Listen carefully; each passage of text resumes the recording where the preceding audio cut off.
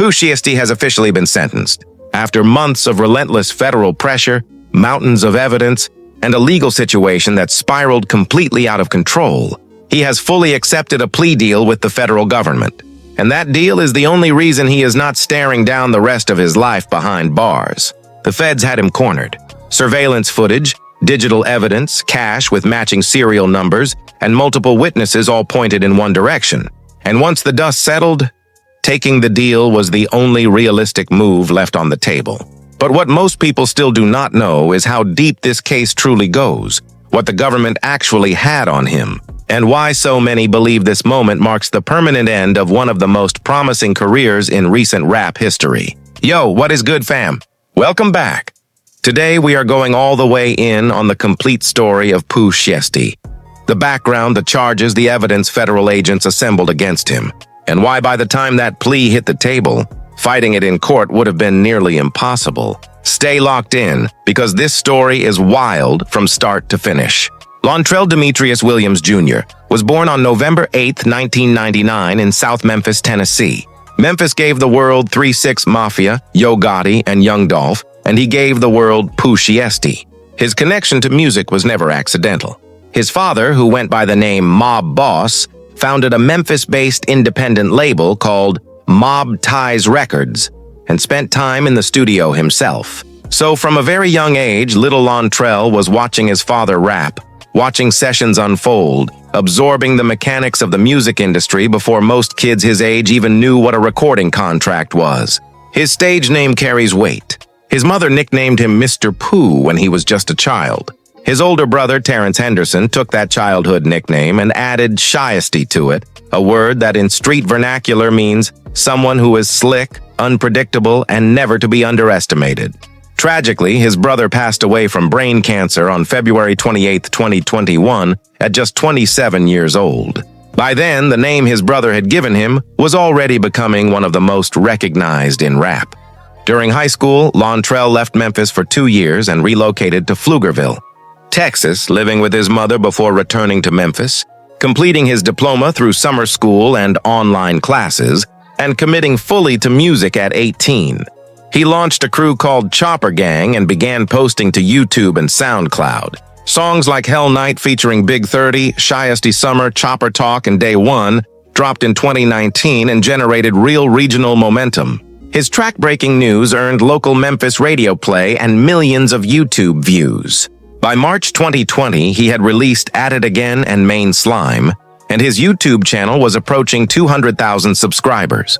That grassroots traction caught the attention of one of the most important figures in Southern rap history. Gucci Mane sent Pooh Shiesty a direct message on Instagram, and shortly after, a serious offer followed. In April of 2020, Williams officially signed to 1017 Records in a joint venture with Atlantic Records, reportedly valued at $10 million.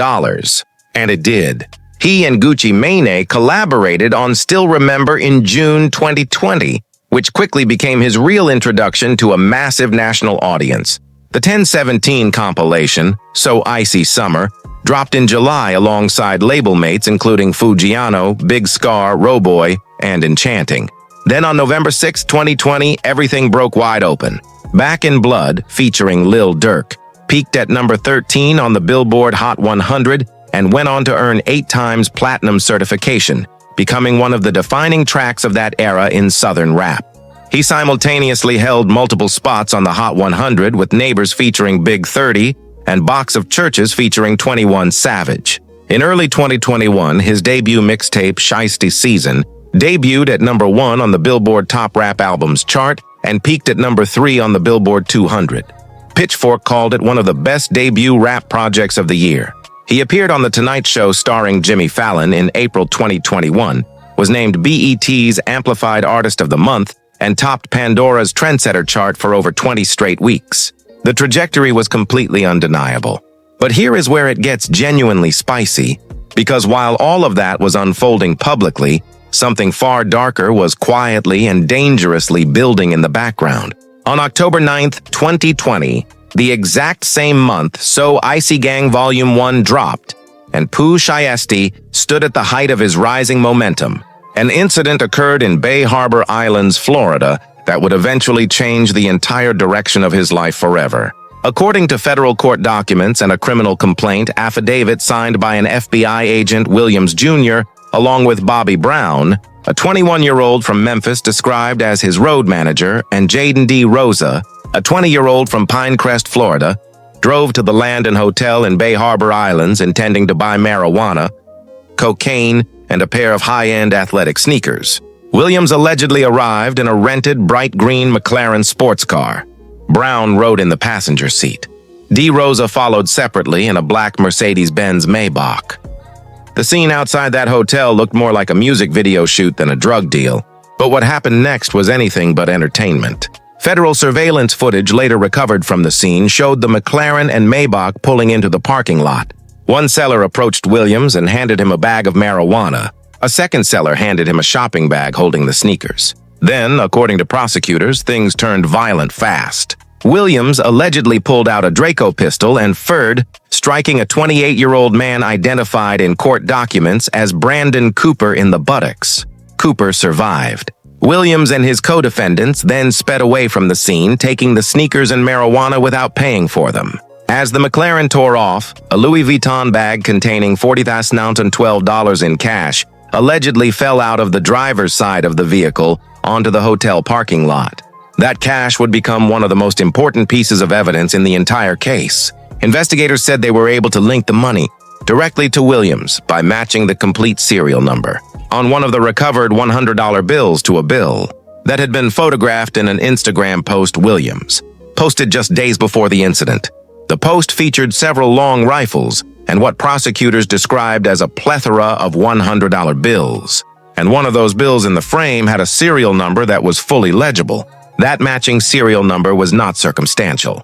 It was digital, traceable, and devastating for the defense. On top of that, federal agents said Williams's own Instagram account showed photographs of a green McLaren that matched the one captured on surveillance video during the shooting. Williams was initially arrested in connection with the Bay Harbor incident on October 13, 2020, and faced state charges in Miami-Dade County. He was released on a $30,000 bond and continued his music career throughout the remainder of 2020 and into 2021, releasing Guard Up in January of that year and continuing his meteoric rise. But then, over Memorial Day weekend in May of 2021, a second incident occurred. Williams was performing at the King of Diamonds strip club in Miami when cash was allegedly knocked out of his pocket mid-performance, and people in the crowd began scrambling to grab the scattered bills. Prosecutors say Williams drew a weapon and fired a shot that struck a security guard in the ankle. He was arrested on June 9, 2021 and charged by Miami-Dade State with aggravated assault. He was denied bond on the King of Diamonds charge. Weeks later, a federal grand jury returned an indictment in the Landon Hotel case.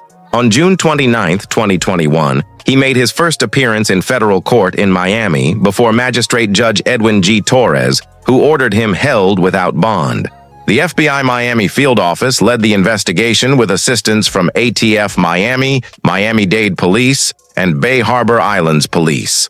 Assistant U.S. Attorneys Ariel Klepax and Ignacio J. Vasquez Jr. handled the prosecution. The indictment contained 4 counts. Count 1 was conspiracy to possess a firearm in furtherance of crimes of violence and drug trafficking.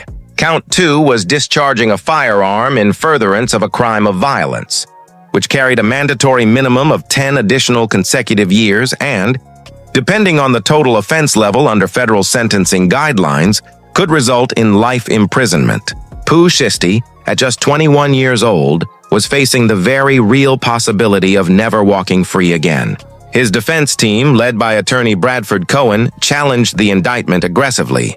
They argued that ballistic and forensic evidence proved Williams was not the person who fired the weapon. They pointed to the angle of the victim's wound, arguing it entered the lower left buttocks at a downward slope, and that the geometry of that trajectory was physically inconsistent with a shot forward from someone seated in the McLaren's driver position. They also argued that the victim, Brandon Cooper, was not simply an innocent seller, but was in fact later indicted himself on suspicion of participating in an elaborate bank fraud scheme, which Cohen said changed the dynamics of the case significantly. Those developments began shifting the prosecution's leverage. Meanwhile, the King of Diamonds state case in Miami-Dade was deteriorating for prosecutors on its own. Law enforcement sources told Rolling Stone there were inconsistencies with witness testimony in that case. And in a coordinated resolution, the Miami-Dade state attorney ultimately closed the King of Diamonds case with what is known in legal terms as a no-action designation on January 5, 2022, just one day after Williams entered his federal plea in the Landon Hotel case. Because on January 4, 2022, Pooh Shiesty formally pleaded guilty to count 1 of the federal indictment, conspiracy to possess a firearm in furtherance of crimes of violence and drug trafficking. In exchange for that plea, federal prosecutors dropped the remaining 3 counts, including the count carrying the potential life sentence. Magistrate Judge Lauren Louie accepted the plea inside a Miami federal courtroom. She warned Williams directly during the hearing that the non-binding sentencing recommendation in the plea agreement, which suggested a maximum of no more than 97 months, was not guaranteed. Judge Lauren Lewis told him that if the sentencing judge imposed a higher sentence, he would not be permitted to withdraw the plea on those grounds. Williams responded that he understood. Now here is why that plea agreement, despite representing a conviction, was actually the smartest possible legal move available to him. Federal criminal prosecutions operate very differently from state prosecutions. The federal conviction rate in contested jury trials consistently runs above 90%. The sentencing guidelines are calculated using a complex point system that accounts for the offense, criminal history, aggravating factors like weapon use, and whether the defendant accepts responsibility by pleading guilty. That acceptance of responsibility reduction alone typically removes 3 points from the total offense level, which can translate to years off the final sentence. Defense attorney Bradford Cohen argued before sentencing that the correct offense level for Williams, based on defense evidence, should produce a guideline range of no more than 37 to 46 months. Prosecutors sought 8 years. The final hearing took place on April 20, 2022, before U.S. District Chief Judge Kevin Michael Moore in Miami Federal Court. Cohen reiterated that Williams was not the shooter, arguing the government's own theory made no logical sense given Williams's documented net worth of over $3 million at the time of the incident. Judge Moore sentenced Williams to 63 months in federal prison, or 5 years and 3 months, followed by 3 years of supervised release. Cohen told Rolling Stone that Williams was satisfied with the outcome given the stakes. The 3 dropped counts, including the life sentence exposure, were the real victory. Under federal law, inmates who maintain good conduct can earn up to 54 days per year in sentence reduction credits. Williams accumulated those credits at a high-security federal prison in Pennsylvania. His original scheduled release date was April 11, 2026, but on October 6, 2025, he walked out early, nearly 6 months ahead of schedule, transitioning into a federal residential re-entry center to finish out the remainder of his sentence. The response from hip-hop was immediate. Fans flooded social media. DJ Academic's platforms exploded with reaction content. Memphis celebrated on November 5, 2025. Pooh Shiesty posted to his Instagram story from a high-rise balcony, flashing his ankle monitor and telling the world, "Studio, studio, studio, studio, record studio." The clip went viral within hours. By December 12, 2025, his comeback single, FDO, standing for First Day Out, was officially released. The music video opened with a message from his mother and footage from the moment he walked out of federal custody. The song climbed to number 12 on the Billboard Hot 100, becoming his highest charting solo effort as a lead artist.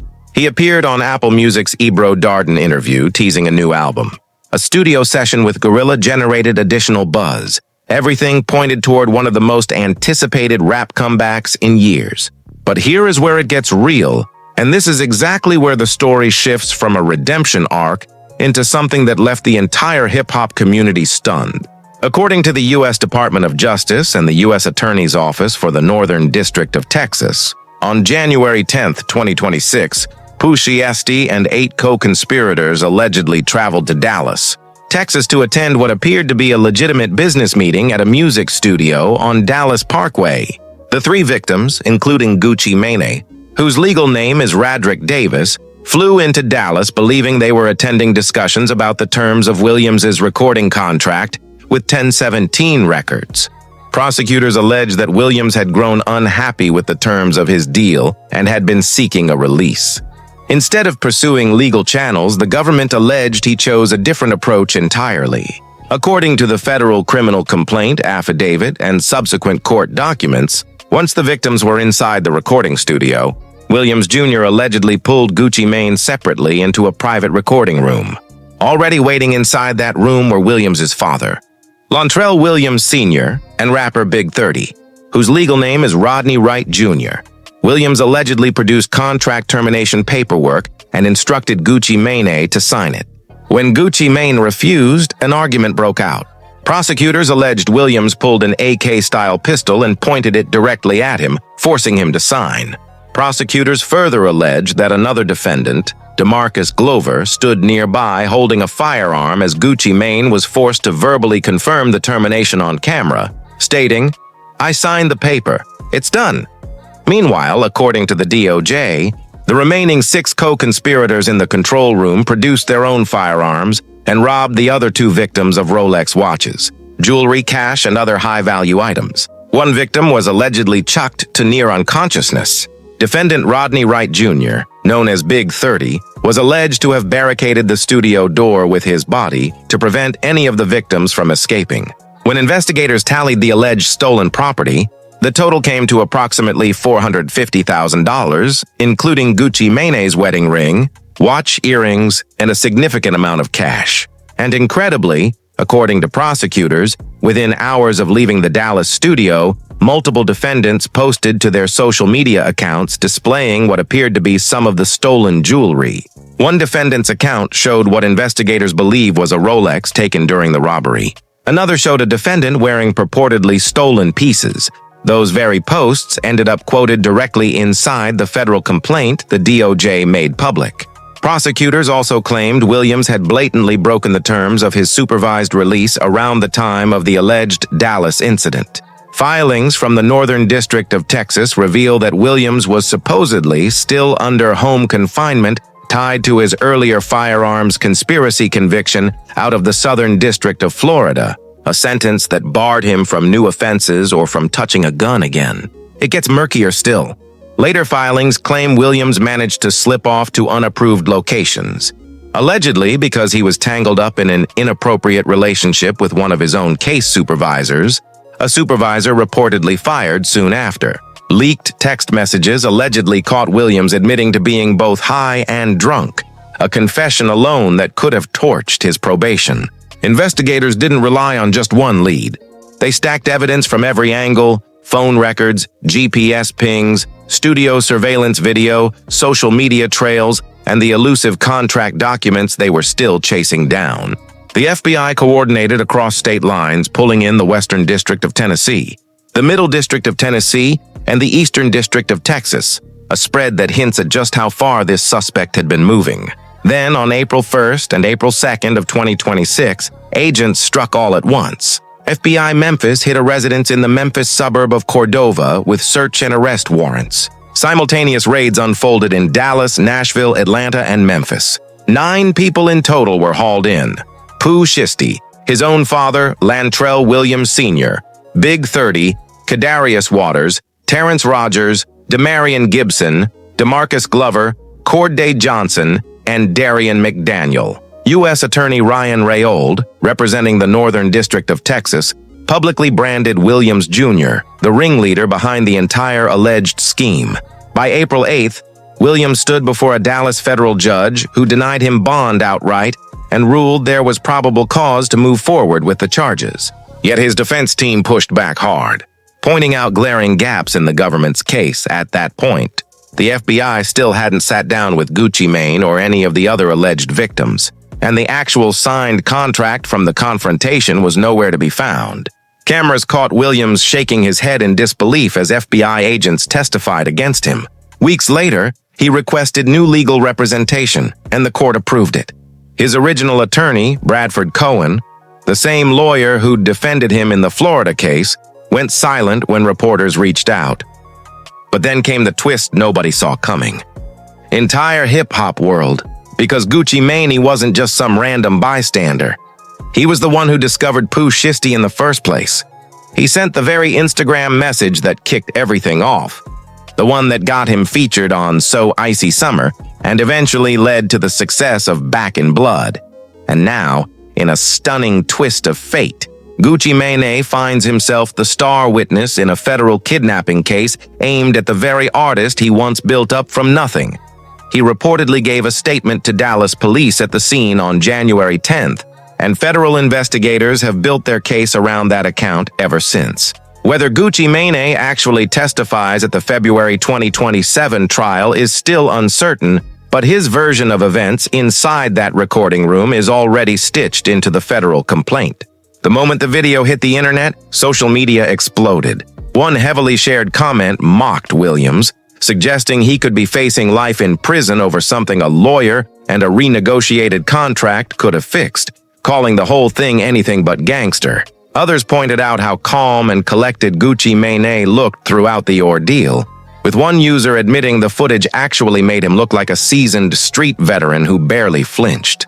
Gucci Mane fired back the only way he knows how, dropping a diss track titled Crash Dummy that mocks Williams for turning on the very person who built his career, reminding him that despite everything, the label still owns his contract. The charges Williams and his co-defendants are staring down in the Northern District of Texas are conspiracy to commit kidnapping and robbery, and each count could mean a potential life sentence. Williams has pleaded not guilty across the board. The trial, originally set for June of this year, has now been pushed back to February 22, 2027, while prosecutors keep building their evidence pile. Now here's where things get even messier, because Big 30's role in all this has genuinely shocked people. Rodney Wright Jr. and Lantrell Williams Jr. go way back, practically inseparable since day one. Big 30 appeared on Pooh Shiesty's first professional single, Hell Night, back in March 2019. They dropped Choa Talk together before either had a record deal. Both showed up on Monday to Sunday alongside Lil Baby in June 2020, and Big 30 landed on Neighbors, one of the standout tracks from Shy East season. Their bond looked real, yet here they are now, both locked up and facing federal charges in Dallas. Prosecutors insist Big 30 wasn't just standing around either, alleging he physically blocked the studio door to stop victims from escaping. His bond was pulled entirely, with prosecutors branding him a flight risk, partly pointing to a pending 7-figure recording deal as motive to run. There's a darker pattern surrounding Memphis rap and federal law enforcement worth noting here. Fugano, a label mate of Pooh Shiesty's at 1017 Records, was handed 2 years in prison back in May 2021 on a federal firearms charge, then violated his release by possessing another firearm and got slapped with an additional 10-year sentence in November 2022. Big Scar, another 1017 label mate and Pooh Shiesty's own cousin, died in December 2022. Young Dolph was murdered back in 2021. Memphis somehow keeps producing an extraordinary amount of hip-hop talent despite all of it. But the connection between that talent pipeline and federal law enforcement has quietly become one of the defining tensions of this era in Southern rap. What makes the Dallas case so devastating from an evidentiary standpoint is almost unbelievable. The defendants may have documented their own alleged crimes themselves. Federal investigators now rely on tools like Celebrite to pull entire phone histories, deleted texts, GPS waypoints, cloud backups, all of it. But here, prosecutors reportedly didn't even need to dig that far for the most damaging pieces. The defendants allegedly posted stolen jewelry to their own social media within hours of leaving the studio. They allegedly filmed the kidnapping itself on a cell phone. Text messages allegedly show Williams talking about being drunk and traveling without permission while under home confinement. Stack that alongside studio surveillance footage, GPS tracking data, and Gucci Mane's own account given to Dallas police at the scene, and prosecutors appear to be assembling one of the most airtight evidentiary pictures in recent hip-hop legal history. The Florida case once gave Pooh Shiesty an escape route, since the victim's credibility took hits and the ballistic evidence was disputed. This time, though, the evidence is pouring in from multiple independent sources that largely back each other up. And now he's sitting in federal custody once again, this time inside the Kaufman County Jail in Texas, labeled a flight risk, facing conspiracy charges that each carry a potential life sentence. With trial set for February 2027, He wasn't even 27 years old when he was arrested back in April 2026. He'd already dropped one of the fastest rising debut projects in rap history. He'd worked alongside Lil Durk, Lil Baby, 21 Savage, Moneybagg Yo, Gucci Mane, Fugano, Big 30, and Gorilla. He'd performed on national television. He'd racked up multi-platinum certifications while literally sitting inside a federal prison in Pennsylvania. Pitchfork had crowned him the top dog of the new 1017, and then, allegedly, he walked into a Dallas recording studio with a weapon, a crew, and a plan that, if the government's claims hold up, will define the rest of his legal life in ways no amount of music can ever undo. At the end of the day, this is a story about what happens when extraordinary talent and extraordinarily reckless choices collide inside one single person. It's about a federal system that builds cases slowly and precisely, while entire careers rise and collapse around the people caught in its crosshairs. It's about how the digital age has stripped away every layer of privacy that once might have shielded street-level decisions from prosecutorial eyes. His own father sits in custody beside him.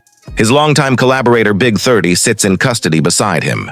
The very man who signed him and launched his career, Gucci Mane, is now at the center of the case against him. So where do you think this all goes from here? And what does it really mean for Pooh Shiesty's future? Drop your take in the comments below and stay locked in on this video, because we are far from done covering this one.